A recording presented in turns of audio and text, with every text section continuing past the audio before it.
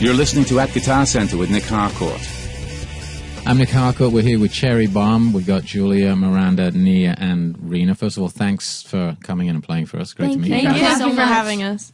So tell us a little bit about Shake the Ground. This is the song that's in the Avengers soundtrack. Congratulations on that. How did the song come about? Well, Shake the Ground is... it's a song about us taking control of our own lives and where we're going with it. And we actually named the album This Is the End of Control after one of the lyrics in the songs, because now we're in control. Serve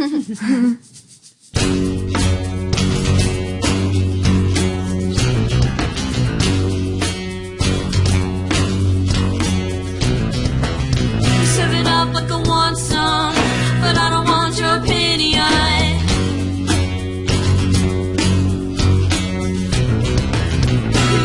Like a shotgun, trigger not to level when you take one out.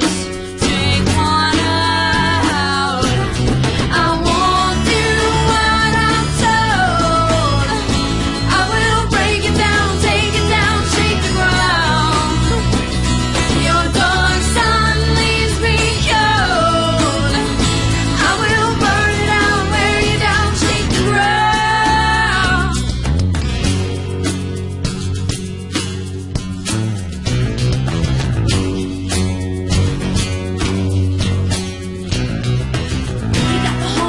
Choking from all the bridges that you're burning.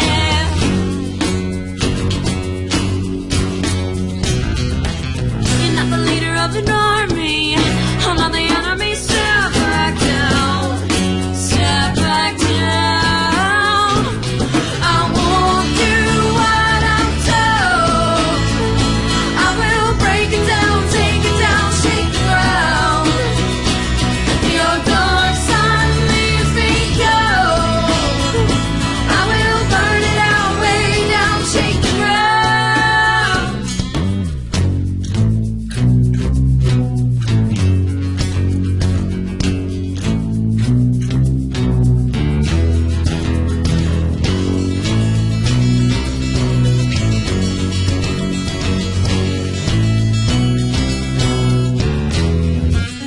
So tight, your rope, your karma's killing me. I hope you know you'll never get to me. Your karma's gone.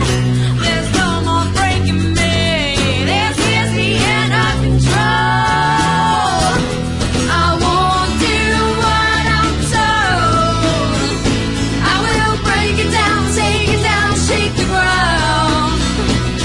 Your dark sun leaves me cold. I will burn it out, wear you down, shake the ground.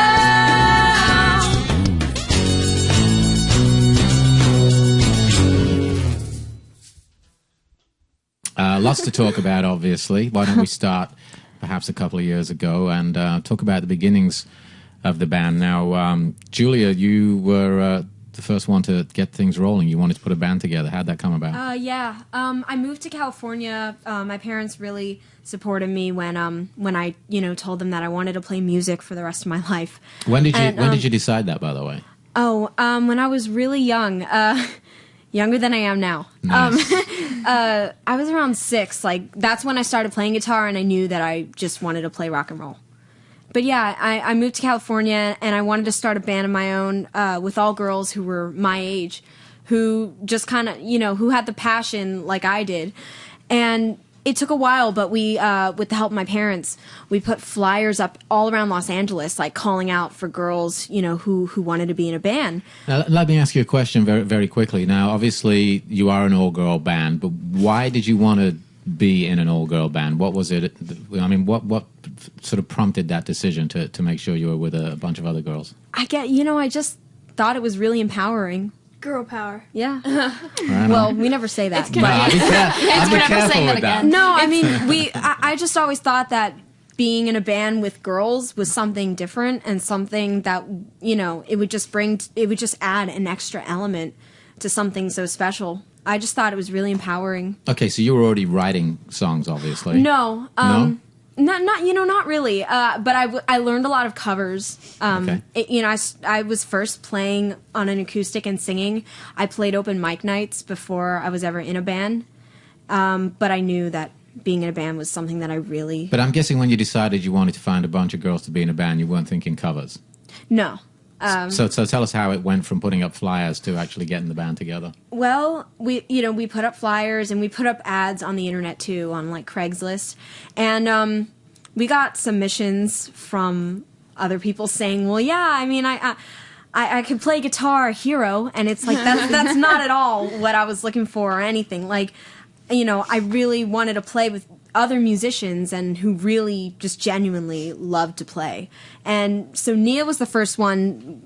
Hello. Nia was our first drummer who really brought stuff to the table. So we first rehearsed in like this studio, and I remember thinking that she was just amazing, and she was so good. I was so nervous too. I was so nervous. She was 11. We were both 11 at the time, and she was This is doing my head in, by the way.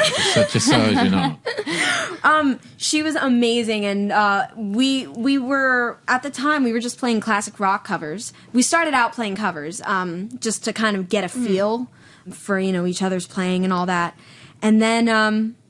Miranda, she was in Florida at the time, so she sent in videos of herself, like, playing guitar and piano and singing. So Nia and I watched the videos, and we just knew that she was in the band right away. Let me just back up 1 second then. So Nia, what's your background? When did you start playing the drums? I started playing when I was about 7 years old. Mm-hmm. It started with like watching videos of drummers, watching Josh Freese from A Perfect Circle, or like Elon Rubin, or all these like different videos of people playing drums, and it just kind of felt right. I felt like even before I was drummer, I was like, that's what I want to do. That just feels right to me. So that's kind of how I started. Do you know what it was about the drums, though? I had a temper, and You needed to work out some aggression. yes, She exactly. still has a Really temper. angry little. It's a legal way to beat something to death. Her teenage years were like when she was 5 years old. Like she was so angry. Rebellion at 5. Okay, so you'd obviously taken to the drums, and when you guys met, what was your feeling when you found this kindred spirit? I was really nervous at first because, first of all, she had been playing like longer than I had been playing, so it was kind of like I was kind of scared at first going into the room and having her there and having a bunch of other musicians, and we're all playing, and I didn't really know the songs that well, and they were so tight as a band. I was like, I want to be a part of this, but I feel so nervous, and she's so good and like leading. I'm like, how do your fingers move that fast? But it was just kind of like, I mean, I knew I wanted to be in the band as soon as I met her, and it just kind of worked out. So you said that there were obviously other people kicking around at the time, but then how did Miranda get involved? You said that she was sending in videos? Yeah, she was, we're all from the East Coast, so she at the time, it was during the summer, she was just visiting her family in Florida, so she sent in videos, and yeah, we just kind of watched them, and we were like, wow, We were totally in awe. Yeah. Oh, thank you. You're welcome. She was a great singer and great guitarist, and she was awesome on the keyboard, and it was just like... It was something that we really needed in this band, which was, just someone who was so multi-talented. And then when she finally came back to LA and we rehearsed, that was it. It just really clicked. It mended together so well. What was your background, Miranda? What was your first instrument? Okay, well, my first instrument was my vocal cords, I guess. My mom sings, and she taught me how to sing from when I was really little. I mean, I was singing all my life. And my grandpa taught me piano starting at age 4. He asked me if I wanted to play, and I was like, sure, why not? And I never would have guessed that would have become, my love of life. And a couple of years later, he started teaching me guitar as well, and I really liked doing all 3 of them. And that's why it was so perfect that I found this band where I could do all 3, and it became my life. And what kind of music were you into at the time? Well, I mean, I've been brought up with like every genre on the planet. I started out doing musicals, so I was into that kind of stuff. My dad listened to a lot of classic rock, so I was really into the Beatles, AC/DC, ZZ Top, which I still am. My grandpa's like a jazz pianist, so I listened to that a lot. So you're surrounded by this stuff, obviously. Yeah, music was all over the place. So now we got the 3 of you together. You need a bass player. Yeah, we asked Rena, she played guitar at the time, and we just asked her, can you learn a couple songs and we'll try out in rehearsal and let's just see what happens. So she played with us, and then we were just like, wow, what, this is perfect. So Serena, you're playing guitar, and your sister's in this band, and they're like, can you play bass? I mean, what are you thinking at the time? Well, I'd never thought that I'd be in the band. I knew I wanted to be in a band myself, but I never really thought about being in their band because they were so good, and I was just like playing guitar, and I was like a little kid, like the guitar's like 10 times too big for me, and I'd never thought about being in a real band. I remember watching you playing guitar too. I know. Yeah. It was so cute. So cute. And when they asked me, I was like, this might be a pretty good opportunity, and it's with my sister, and it's with people that I like. And people she could deal with. And it ended up working out, and I think bass is the right instrument for me. So when this lineup finally gelled, what was your when did you first get play out live? Well, Warner Park. Yeah. My first show with them was at Warner Park with about 30 or 40,000 people there. It was like this. It was like festival. 4th of July. Yeah, it was really cool. It was. Then we got to see the fireworks after the show. It was awesome. It just really felt like magic on stage. It was pretty nerve-wracking. Like, yeah, it was. First show being with 40,000 people. I mean, no big deal. Yeah. No, really. So where was this again? This was at Warner Park. It was like this huge 4th of July festival. Right. I think they do it every year. Yeah. And so there was a whole bunch of stuff happening. Yeah. And there's like food stands and like place you can get like little fake tattoos and everything. And It's there's really like cool. a stage, and they just had bands playing all day, and we went on like later in the afternoon, I think. Mm-hmm. Yeah.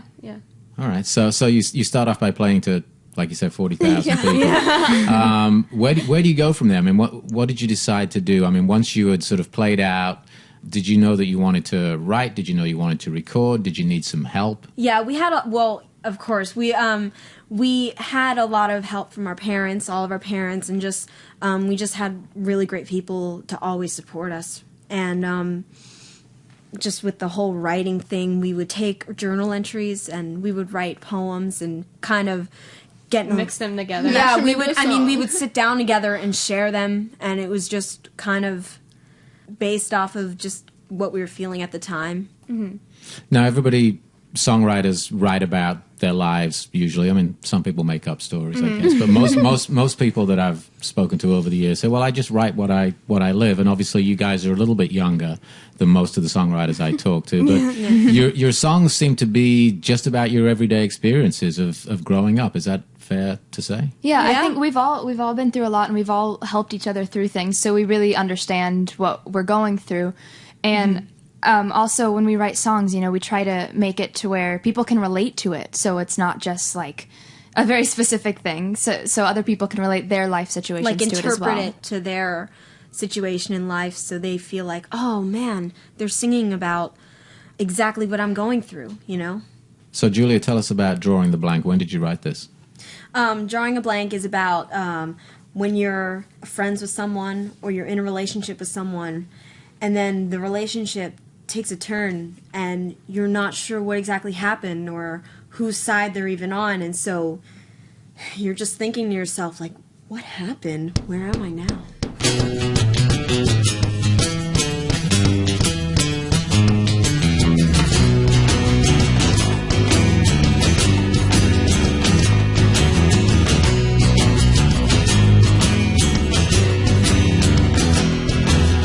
Break it apart, just tear it down. The world is lost, no solid ground. Gave you a chance, now I'm empty. Strangle my life, got the left on you. You're always choosing sides.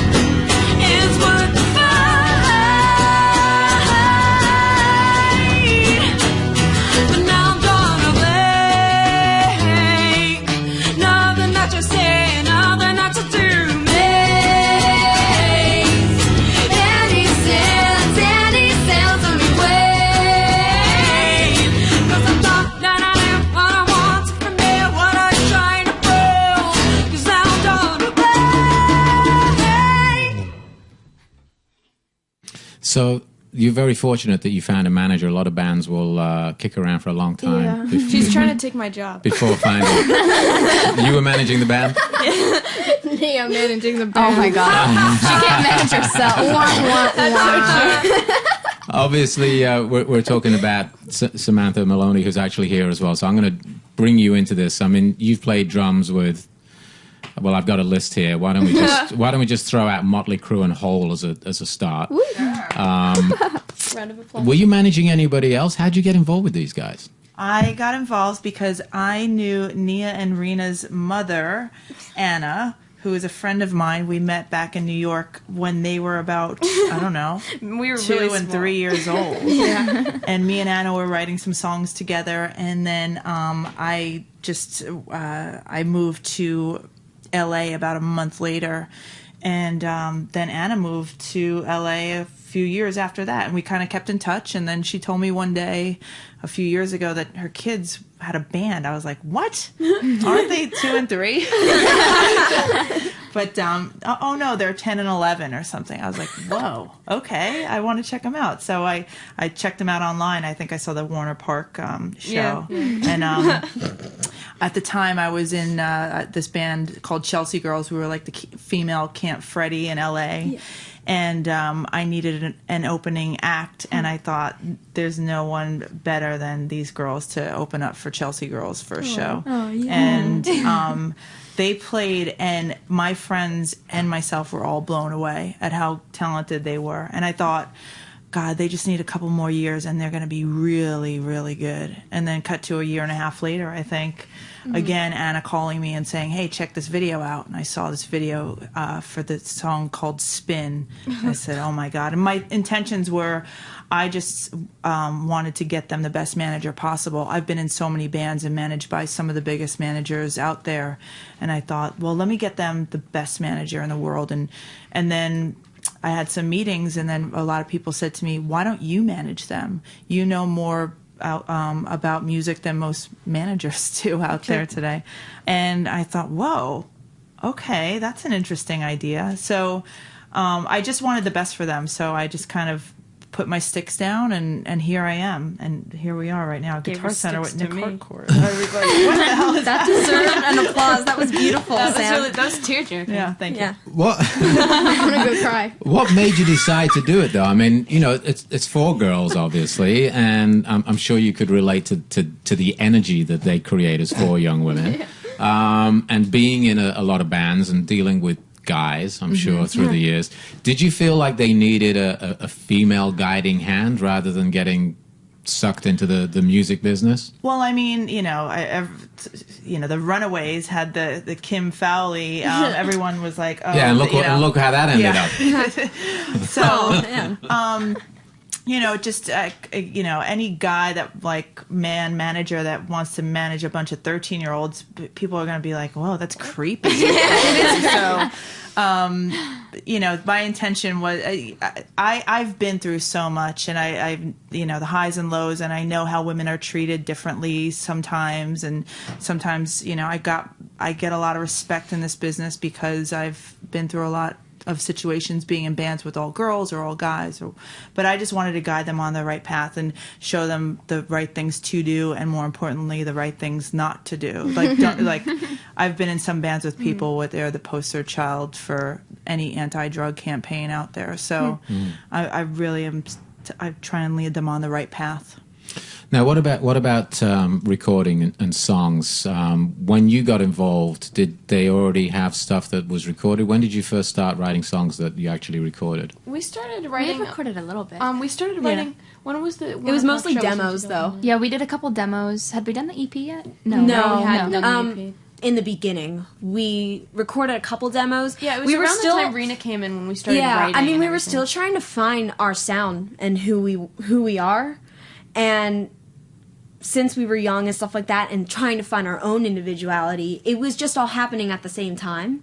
So we didn't really. I mean, we recorded our EP in 2011. Yeah. So I mean, it took a while for us to really find our style and really just kind of say like, okay, this is where we're headed. But it was just all kind of, it took a while to just find that. How'd you hone that in? I mean, you say it took a while to find it. How do you find something like that? I mean, I think you just feel sorry it. for interrupting. I think it's always evolving. I don't think you ever find something and stay with that forever. I think it kind of sometimes it changes, and sometimes you come back to what it was, and then you change again. It's always moving forward, Progressing. Yeah, exactly. I think you just know, like you just feel it. The thing also that was really exciting about working with them was that they're all, as individuals, they sing, and they each have a song on the album, at least one song on the album. So I thought that was exciting.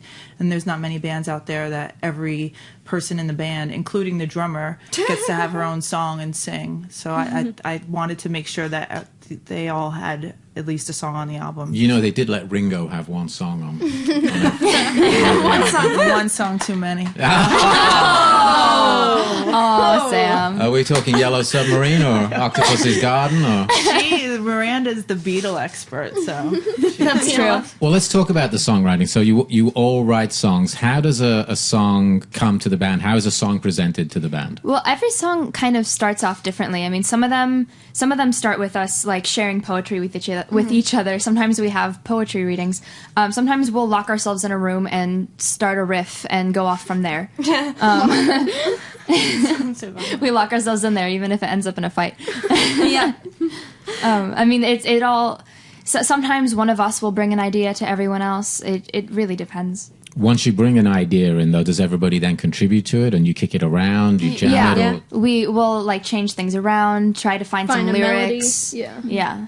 And usually when we're experimenting, Nia will put on like GarageBand and just let it record. So we It's record true. our writing sessions. I have like 4 hours from every session we've ever had. Yeah, and you Of just us and just talking and arguing and like Yeah. then writing a little bit, and then we have to like It's go coming together. Yeah. and- It's just Well, you know, I was asking you just a little while ago about how did you find that style, or how did you find your sound? Maybe I could ask each one of you. Maybe this might reveal something. Each one of you individually. Maybe start over here with Nia. Like, who's the biggest influence on you as a songwriter? I would have to say Maynard from A Perfect Circle and Dave Grohl. Some of their lyrics, like when we were singing, when we were just jamming on, what were we jamming on earlier? We were jamming on Everlong and My Hero. My Hero especially. There's just but like the honestly- second verse totally like makes me want to cry. It's like, don't the best of them bleed it out. Like some of his lyrics just make me like, I don't know, it's just so empowering and makes me want to just write for hours and hours. It really gets me inspired and makes me want to just do art all the time. So those two writers especially like make me just like make my heart beat faster. What about Rena? I'll have to agree with that. And also, Julia recently got me into bands like Sleeping with Sirens and Of Mice and Men and bands like They're that. good guys. Yeah, and I've listened to the lyrics and I've looked up the lyrics of their songs, and they're more powerful than I thought they would be. But their lyrics really. They've gotten. I've been a fan of those bands like for a couple years, and they've gotten me through a lot of hard times. So they're inspiring. Yeah. Yeah. And I'll have to add on Marilyn Manson. And Nia and I have been listening to Marilyn Manson since we were like In the womb. in the womb. and his lyrics, they make me laugh. And kind of get angry. Julia? I'm really inspired by Gerard Way and the rest of My Chemical Romance. They're like the band that has like, wow, they're so powerful to me and they mean so much to me. They're kind of like implanted in my heart. So I mean, I'm so inspired by their message, their music, the way that their style, just everything. That's the number one band for me. And Miranda is a songwriter. Yes, Paul McCartney is my main inspiration. I've always was inspired by how he could write a song about, like, the wall, and it would sound good. Like, he can write about anything, and I'll enjoy it, or I'll connect to it. And actually, more recently, I've gotten into Regina Spektor, and I've always loved how she writes so... It's so quirky and so Like it just goes off on its own tangent. I don't know how to explain it. But Rena got her and I own listen to genre. her. Yeah, pretty much. Yeah. I really love her style. I was listening to, it's just funny how things happen. I was listening to, I went through a whole bunch of CDs that sort of arrived back at my doorstep the other day. And one of them was, it's called Wingspan, and it's got all the Wings hits on it, and it's also got all the other songs. And I was listening to it myself, and I was just thinking, this guy was amazing. Because, I mean, you think about him with the Beatles, but then there's all this other stuff as well. Yeah. And it's true, he can write a song about anything. And some of them perhaps he shouldn't have done, but most of them are genius. Yeah. Okay, so there's a diverse, obviously, a bunch of influences here. When you recorded the EP last year, you did a Foo Fighters cover, obviously, which got a little bit of attention. Yeah. Why did you decide to do that? I think that was one of the biggest inspirational bands for all of us as a band, and they definitely helped us find who we were. Dave Grohl's a badass, so we just look up to him. Yeah. But why did you decide to record The Pretender? Because the message of that song, I think it's just something that reaches out to us so much. How about the album? You've got the album now, obviously. Yes. And This is the end of Control. where was it recorded? Oh, it was recorded in Orange County with our producers in a team called Red Decibel. They're really awesome. We recorded this album. It took us, a couple months, like 4 months, or maybe 3. Wait, 2? I don't remember. We got back from Europe. We toured Europe like all summer. So then we got back, and I think we started recording in October, and then we went finished up- before yeah. the end of the year. We went there almost every day, just recording, Yeah. and it was so great going there because we'd spend hours Yeah, we'd there. spend hours there. It was practically like we lived there, and every time we go, we would just expect to like do a drum track or do a guitar track or do a vocal or whatever, and it ended up in another song like popping up. And A lot of it was, like, spontaneous, It was too. it was great and creative, but it just kind of made it harder to pick what song was going to be on the album. But it was so great, and the vibe was so amazing. You talked about producers. Who produced? Oh, their names are Adam Watts, Andy Dodd, and Gannon Arnold. Now, how did that come about? How did working with these guys come about? It started out with kind of like we were going to write with them and everything, and we were all going to do all these songs, and it ended up like the demo sounded really great, and we're just kind of like, we should just let them produce it. Like, they're amazing songwriters, and they're amazing producers. So that's kind of how it came about, where they produced the album. So what did they bring to the songs that weren't already there? I think they brought more power and oomph and confidence that definitely added to this our music, and I don't know, like our personalities gelled with them, and we got along really well. It really just formed something so magical, just a great bond, and something just such a, I don't know, it made it a great experience the whole way. So how do you feel that the sound of the band has shifted or changed because of that process? I think it stepped up from our EP.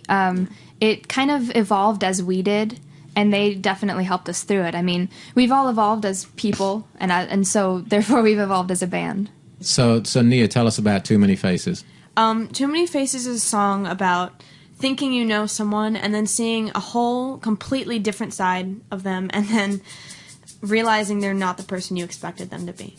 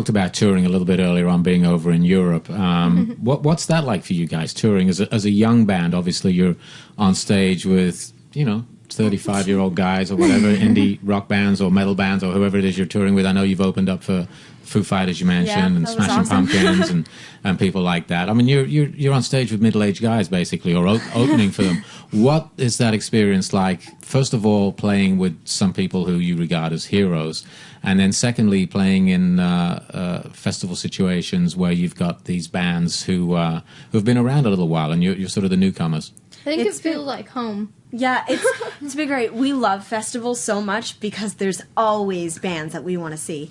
And Music everywhere. yeah, it's so great. And also on traveling festivals like at Soundwave in Australia, you get to bond with the bands, and even though they're older, like most of them were in their younger 20s, but even though that they're older, they there's a level of respect that They were we like share. big brothers to us. They protected us, and we would all just hang out, and they just it was so They We talk made to us so many like friends. people instead of like kids. Yeah, it's great because I mean even in just European festivals and stuff like that, it's just been so great, like getting up on stage, even no matter like how early or how late it was, like there was always people there who were just dying to hear music. So they were so welcoming, and it really gave us it gave us motivation. yeah, definitely. Do you all have any rituals before you go on stage, either together or Yes. anything you can share? Yeah, sometimes we will listen to Best of You by the Foo Fighters. We'll watch the video and sing along to it. Yeah. And it really pumps us up, and then we'll, like, go crazy and then run on stage. Yeah, we usually, but like, just always, we always have a great show when we're manic right before. Oh, that's true. Like- Whenever we're like sleepy or tired before, So the just a show's lot of not- coffee and Red Yeah, Bull. well, and- exactly. Red Bull, like Yes. also when we're pissed off at each other, we have a great show. Like when we're agitated and we're really angry, or our in a focus bad totally mood. centers. Oh yeah, we and- go on stage and we like, get off. Yeah, we like Digging we into get it. off and we're like, That wasn't so bad. that was a good show. Now, we haven't said exactly how old you are, but you're still at school, some of you, still doing... All of us. Yeah. So how do you juggle being on the road in Australia, touring with a touring festival like Soundwave, and then coming home and doing schoolwork? How we're does that all fit homeschooled in? and it's online. So you just basically do it online? Yeah, I we mean, do whenever we can. We fit it in on tours every now and then. There's not really much time, but then we go home and bury our heads in it. Yeah, I mean, it's just something we try to balance out, but it's hard, so we just fit school in, like, at any spare moment. We mentioned some of the bands you've played with. Is there anybody out there playing right now that you would like to play with? Anybody that... Paul McCartney. There's so My many. Chemical Romance, wait, do you want the list?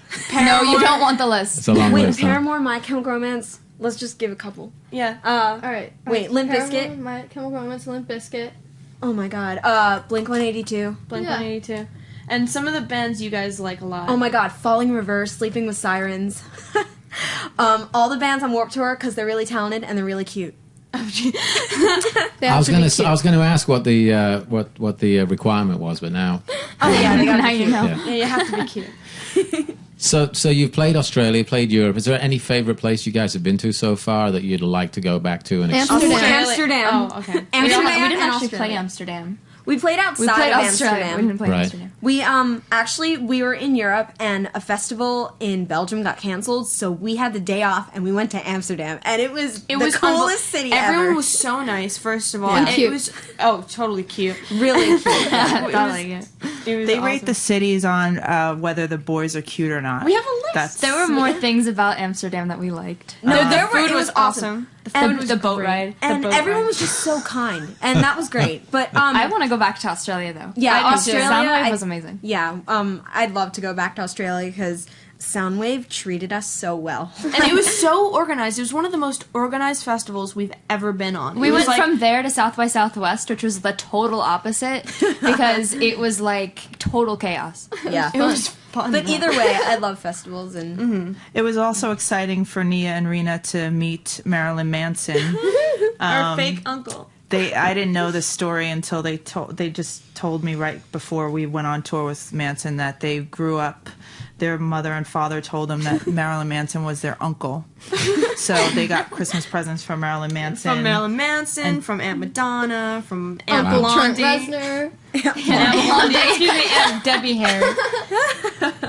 Oh, look, there's a picture of her right there. Let me ask you: do you guys feel the need do you feel like you have to prove yourself as a younger band or as an all-girl band? Do you feel any special pressure around that stuff? Well, people do have their first ideas of what we're going to sound like. And it's always nice to get a reaction out of them, like, oh, it's not what I thought they were. But, you know, so many people have been supportive. And, I mean, we don't really have to... I think at first, like when we were a little younger, like not in our teens yet, it was harder because we didn't really have any music out. But now that we've released our album and that we have more music, people know what we're about. And I think just little by little, we're getting more and more support, and it's great. You know, a big part of the music business these days is getting your music licensed into TV, movies, or whatever. Mm-hmm. And you did okay. You got Shake the Ground in the Avengers. Yeah. Oh, yeah. Okay. Yeah, it was okay. You know, that's quite a sink in probably, you know, one of the top movies ever from a grossing point of view. How did that come about? Well, the label was putting out the Avengers soundtrack, and I said, well, we should be on it. We're signed. We're signed. Boom, make it there you go. We're signed to your label. You should put us in the movie. Yeah. As simple as that. Yeah. It was that easy. Oh, man. Ask and you shall receive. What are They had a great rock, a roster of a bunch of different rock bands, and Cherry Bomb's Shake the Ground, the label thought it would fit perfectly as part of the soundtrack. So we were honored to be a part of it. What kind of impact can that make for a young band? Exposure. Exposure. Yeah. And the fact that it's with the Avengers, which I is mean, awesome. yeah, the biggest movie of all time. Well, One of the them. biggest movies. We're yeah. hoping to get It's a lot up of there. Comic-Con fans and nerds that will be in. I'd like Yes. to meet Robert Downey Jr. Me too. He's got a shapely He's butt. very shapely. Yeah, he's very nice. Now, when you say shapely, Do you really want to know? Do you really I don't know if you want want to go into this. They like his bum. say whatever you got want a to say. great butt. Okay, he has a does. Got a nice great ass. ass. When we watched Sherlock Holmes, Never seen it myself. Man, Never really took too much notice, but anyway. You should next time. You should next time. Yeah, look at it. Watch It's great. Iron Man. It would be really weird for another middle-aged man to be looking at a middle-aged man's backside. I think it's normal. So all I'm as long saying. as you don't like. It's okay. It's okay It's in Robert LA. Downey Jr. It's okay. It's okay. Everything's okay now. So Samantha, what are some of the challenges do you think these guys face as a female band in the music industry right now? I mean, the industry's changed, it's shifted. Nobody really knows what's going on, but we're still talking about an industry that's predominantly run by guys. What are the challenges? Tell me about it. Well, the challenge. I had an interview with Billboard magazine a couple weeks ago, and the writer asked me, "Okay, so is this band for real?" So, and I said I made sure that we taped every single recording session so that we could show anyone that yes, Nia is playing the drum Oh, parts. so when they're saying is it for real, they want. Like, they don't even think it's a real band. Got And then I get the question asked all the time, but why did you sign with Hollywood Records, which is part of the Disney family? And the truth is, we had a lot of labels interested in this band, and Hollywood Records was the only label that kind of knew how to talk to kids their age. They've dealt with other young acts. Disney artists, obviously. Disney, yeah, Jonas Brothers and Miley, and so so people see Hollywood or Disney and they think, oh, this band must be put together. And I'm So like, it's a double-edged sword then, really, because you're getting a label that's experienced with dealing with younger people, but at the same time, the perception out there in the jaded music press yeah, is otherwise. Yeah, but at the end of the day, I just put these girls up on the stage, and then you can see that they're singing, they're playing their instruments. And plus, like, They're the real deal. we play at metal festivals and rock festivals all around the world. So it's like, given that, I mean, we are a real rock band, and just watch us live, and that's it. What about image? What about fashion? How much does that play into it for you guys? First of all, personally, in your own personal style, and then obviously being in a band and being up on stage and wanting to be noticed. I mean, how does that all play into it? Plays a lot into it. I mean, we're like all really different individually, so we love looking just kind of. Well, our fashions like express who we are. Yeah, exactly. Yeah. So They don't have stylists or anything. This is who they are. We are our And stylists. that's another question I get asked. Yeah, like, but who's your stylist? Actually, Sam is their stylist sometimes because they have Sam-me-downs, as they call Oh, it. yeah, My we do have clothes. hand-me-downs. I give them my hand-me-downs, so I didn't know that they started calling them Sam-me-downs. You laughed so hard when you realized we actually called them that. It's clever. Thank you. What about gear? Do you guys have any? gear. Yeah, well, we're in Guitar Center, obviously, surrounded by beautiful Gear. gear. As a friend of mine says, it's like porn coming in here for a musician. Oh, you know? totally. Close your eyes, ladies. But I mean, close my eyes. do you have any particular guitars or equipment that you guys like to use? Yeah, we're endorsed by Schecter, so we have Schecter guitars. She has bass, and we love DR Schecter. string. Yeah. That answers that question, Yeah, basically. Schecter. And then Nia plays. DW, man, and Zildjian. That's awesome. I mean, I love being on Soundwave. We had a DW kit, which was like the best because it was so easy to work with, and it sounded really, really good. And Zildjian cymbals are just. I've always loved Zildjian. They're like handmade. And not like we had a test when we went to the Zildjian factory the other day, where we tested a bunch of the same size, exact same cymbal, but they all sounded different. It was great. Where is the Zildjian factory? Well, the factory's in Boston, but they have an annex in Los Angeles Excuse and me, Burbank. that's what I meant. Yeah. I wasn't sure who made those things. If they were just tiny little people somewhere. Munchkins. It was great to meet you guys. It was great meeting you too. Thanks for playing for us, Thank you. and obviously giving us a little bit of an insight into the music. Be sure to pick up Cherri Bomb's debut album, This Is the End of Control, at cherrybomband.com and iTunes available now. And visit guitarcenter.com/podcast for other great podcasts and exclusive content. I'm Nic Harcourt. Thanks for listening.